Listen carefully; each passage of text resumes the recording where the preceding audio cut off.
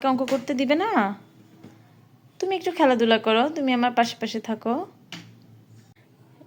আমি হচ্ছি এবার চিন্তা করেছি যে আমি প্রত্যেকদিন যত ঝামেলাই হোক আমি অন্তত 10টা অঙ্ক করব, কারণ আমি অঙ্ক প্র্যাকটিস করি না, তো আমার অঙ্ক হয় না। তো এই যে আমার বাচ্চা খেলাধুলা করতেছে, একবার আসছে যাচ্ছে, এর মধ্যেই আমি একটা দুটো করে অঙ্ক দেখে নিচ্ছি। ওর বাবার রুমের দিকে গেলে একবার দেখে নিচ্ছি। এভাবে আসলে আমাদেরকে করতে হয়।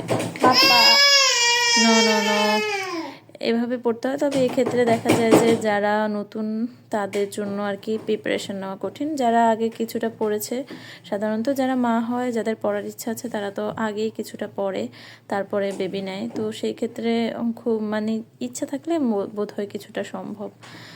আমি চেষ্টা করছি, আমি যদি কয়েকদিন ভালো করে পড়তে পারি, তাহলে আমি হচ্ছে সেটা আমার একটা ফুল ডে ভিডিও করে দেখাবো যে আমি সারাদিনে কিভাবে একটা প্ল্যান করেছি যে বাবুকে নিয়েও পড়া যায়।